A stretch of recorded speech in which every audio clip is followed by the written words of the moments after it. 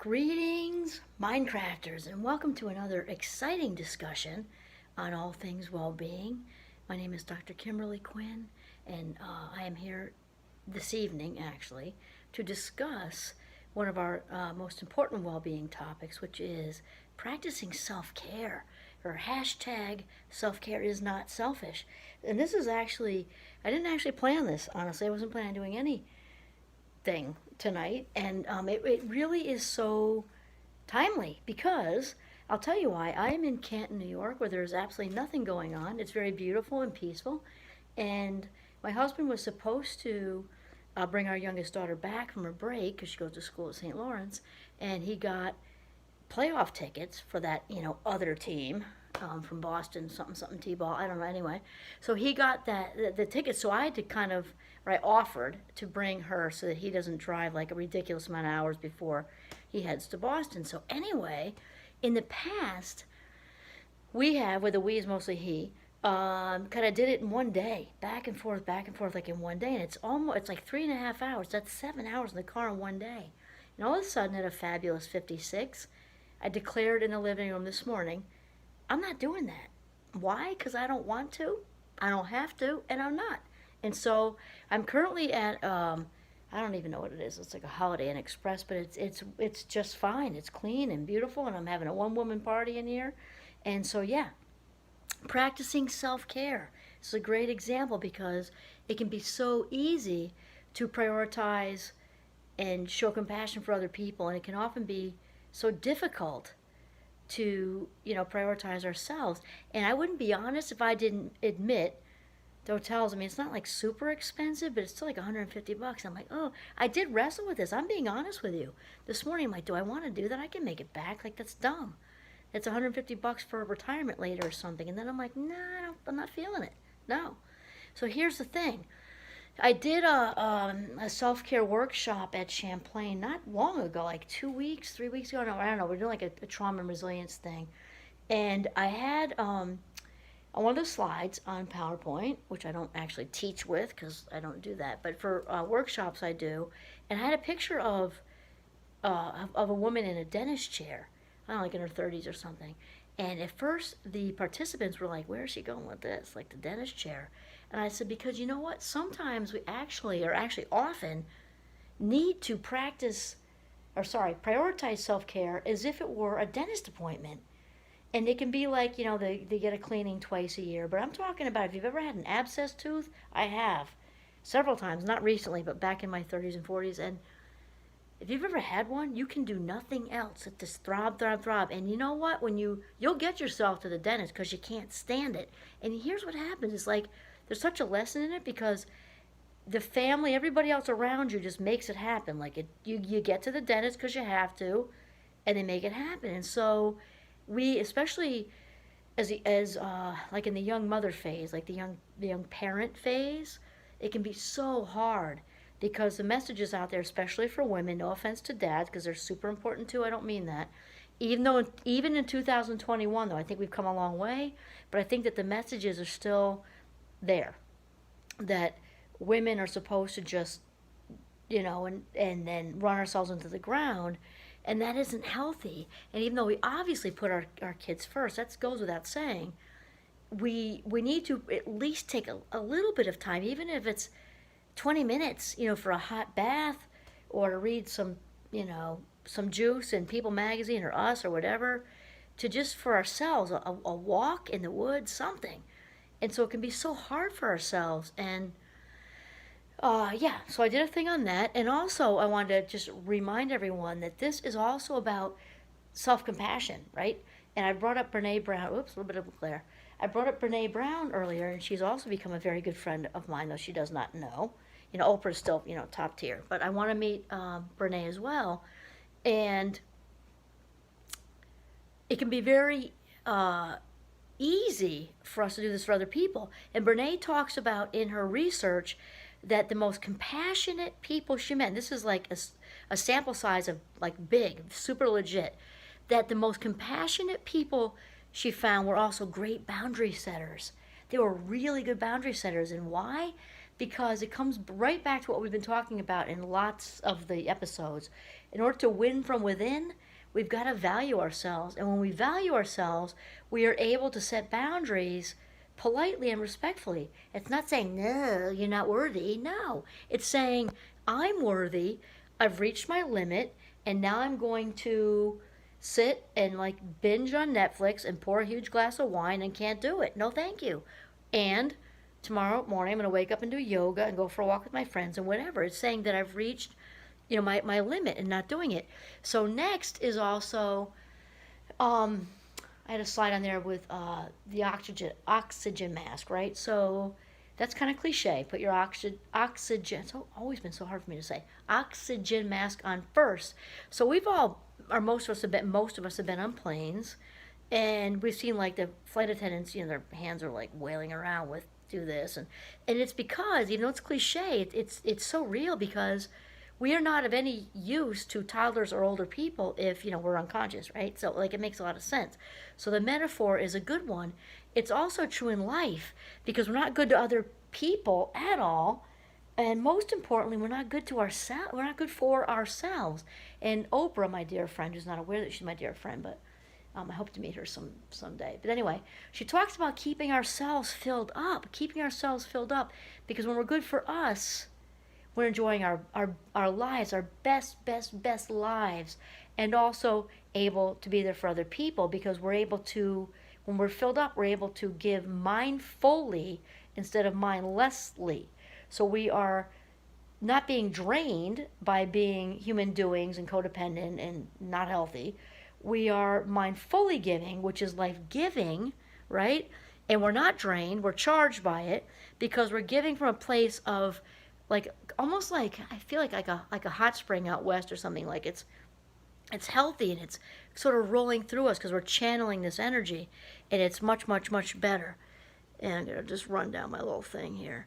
Okay, and then what we do is also to embrace leisure time because there's the whole young parent phase, right? And there's also just plain gerbil on crack mode because that's what we do in the U.S. I love my country. I love my country very much.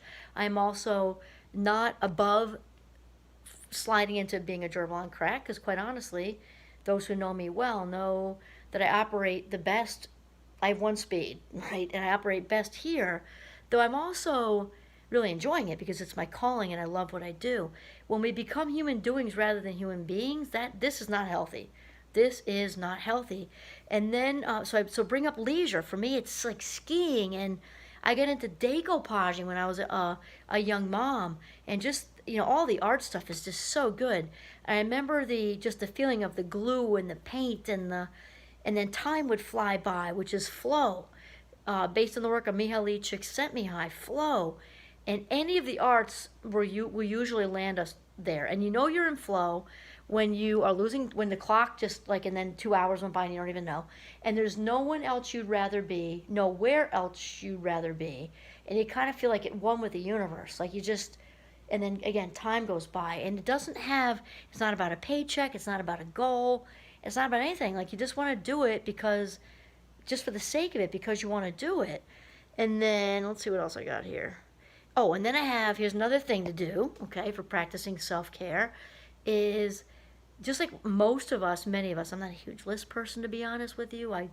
Even at the store, I tend to leave them, I drop them in the produce somewhere, and it just doesn't work for me. But anyway, a lot of you detail people are good with to-do lists, and I'm big on the not to-do list. So typically in one day's time, we can find something, at least one thing, to cross off of there and be like, mañana, a domani, not doing it, okay? Because we tend to put too many things on there, and there's some things that just aren't urgent. Probably most things aren't urgent. So try to cross something off each day to not do. Mañana, a domani, no, not doing it today. And yet, it's really good. When you've gotten great at self-care, when you can call in well. Especially during ski season, and say, you know what, feeling too good, can't come in. Because this whole idea of sick days is so stupid. And I have to say, Champlain is great with this. I gotta say, I'm not wired for lies, so I couldn't, speak so highly of a place that had such good energy if it weren't true. I just couldn't. And there's a big well-being, is so well-being is very valued at Champlain, and so calling in well is respected. You don't have to like make stuff up and whatever, and I'm not good at making stuff up anyway, but you could say calling in well. Obviously you don't want to leave people stuck if it's like an important meeting, but like in general just call in well and like feeling great, just got 3 feet of powder, see you in a few, kind of thing. Because the main thing, I'm going down my list, we did the boundary thing, good, is you don't want to be the giving tree at the stump level. Anyone who knows me also knows I abhor, I will not say the word HATE. I know that that's spelling, but it starts wars and it's toxic and bad, and I don't want it in my heart. I know that abhor and detest, those are all sort of synonyms. But I'll tell you that the book, The Giving Tree, which is a children's book by Shel Silverstein, is my least favorite piece of literature, I think, on the whole face of this earth. No offense to him, because he's whatever. I don't want to offend him. Probably is offensive. But anyway, it's not deep or personal. It is deep, not personal. It should be called Codependency for Kids, because it's also about motherhood and just paints this picture of, if you don't know what, there's a little boy and a mother, and the boy, like, it goes from the little boy being a little guy, like toddler, all the way up through being an old man, and just taking the apples, the branches for this reason, that reason, uses the wood for a canoe, and eventually the mother's reduced to a stump. It's codependency for kids. It's just so bad. And role modeling this, and we're not talking about not putting our kids first. I was at home with my kids for years and loved every single second of it. Being a mother, being a parent is, to me, the most wonderful and challenging job, an important job on this earth. I just want to make it, be super clear with that. That said, in order to be a good mom or dad, you've got to replenish your well a little bit, and I'm thinking that, taking 15 minutes, which can be a lot when you're a young parent, is just so important. But anyway, the whole thing with the stump is at the end of the book, she becomes nothing but a stump because she's given everything she had and she's reduced to a stump. So she's got nothing left to give except to be a place for him to sit on. That just makes me like, bleh, you know what I mean? Especially because the messages for women in society, they wouldn't be healthy for a male either, so hear me when I say that. Burnout is burnout, okay? And that said, there have definitely been more messages in this way to women and motherhood. I mean, it's just true, even though things have gotten better in 2021, it's still true. So the thing is, there's no honor in martyrdom and becoming a stump. We've got nothing left to give to yourself or anybody else, and you're miserable. So again, that book should be called Codependency for Kids. We want to really avoid that by practicing self-care and, like, as my dear friend Oprah says, keeping your cup full. Keep it full. Why? Because you care about you. Also, Brene Brown, too, talking about the most compassionate people she met in her research were great boundary setters. Like, I've reached my limit, not doing it. And kind of like what I just shared with you about my husband and I, and this is real. Like, I'm talking about stuff on YouTube in front of the who knows who's watching world. This just happened this morning. I'm like, oh, $150 or whatever, 120, 40, I don't even know what it is. I'm like, because we're budget conscious, retirement, we got paying the last tuition for our child. We're not rolling in the dough either. I'm like, ooh, it seems so frivolous. And he said, I have to give my husband the credit. He said, are you kidding me? It's too much. You have to teach all day tomorrow, and which I love. That's no complaint. You all know how much I love teaching. Here I am in Canton, New York, surrounded by cornfields and not much else, but it's very peaceful here. Why would you do that to yourself? When my husband said that, Tommy, I said, you're right. Why would I do that to myself? And when you think about it, that's a lot of money, even though the prices are modest here because it's so rural. Like, why would I do that to myself? 7 hours in the car one day, and then all day teaching, and then it's just dumb.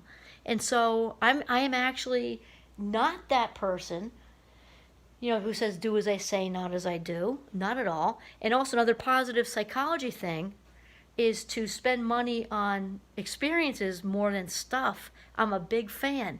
So soon, apparently they've got a hot tub here. It's a Holiday Inn Express, I think. It's not like it's, the Park Plaza or anything, but it's nice, it's clean, it's beautiful. That's all I care about is clean in a hotel, really. And it's got a hot tub, yay! So I'm going to soon pour a glass of wine, go throw myself right in there, and that's it. Self-care, yay. One more thing I also do, I've done it for years, even when didn't have this much extra money, when I was home with the kids and we were living on one income, like not $10 extra, it was very tight. We would just somehow work it out to spend like, pennies, like on today's scale, even like $6.99 on fresh flowers from Hannaford's, and I would put them on the coffee table sometimes in the bathroom, just because, especially in northern Vermont in the winter, like once a month. I mean, really modest, but wow, does that, and carnations actually last a really long time, especially if you snip the bottoms and add sugar in them. Yeah, these things tell ourselves, I value me. When I value me, I can then value you. Great place to end. Hashtag self-care is not selfish. This is Kimberly Quinn signing off from the very peaceful Canton, New York. Have a mindful evening.